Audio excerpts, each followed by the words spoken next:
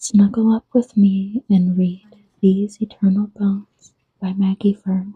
This book is intended for adults only and should not be consumed by people under 18. Prologue. There are many things to be said about the town of Port Clyde, and yet nothing to be said about it at all. Nothing to note for those just passing through, the ones who are able and willing to stray beyond the foggy borders, ever unclear, ever changing. My knuckle runs across the damp, chilled glass of the window overlooking the bay, the beam of my lighthouse illuminating the pane and the wretched creature beyond it. It is a beacon for those unfortunate enough to stray too close to the jagged rocks, marring the turbulent tide. For all my internal bones, I have yet to find a way to escape, an end to my self-imposed infernal damnation, or an end to hers.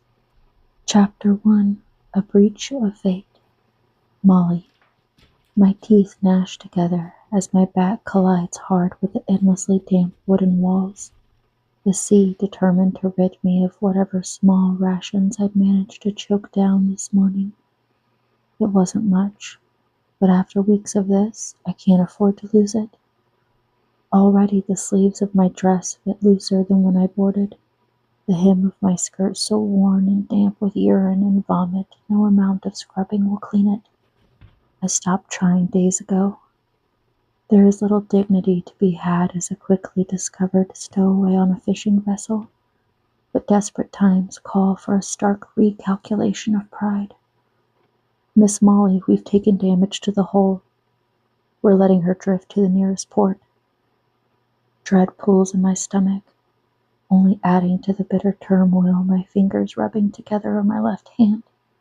The roughness there, banded almost entirely in a thin line at the base of my ring finger, is enough to force substance to my voice. Thank you. This means your payment. Yes, I'll send for the funds immediately. How long before we hit land? 4 hours, maybe less, maybe more. We're at the mercy of the sea now, as if we haven't been for the past several weeks. Lathan doesn't stick around for my response, his lanky frame lumbering back towards the upper deck. He doesn't look like much, but he's deceptively strong. Something I found out the hard way the night he discovered me hidden away amongst the fish cages. Fear had gripped me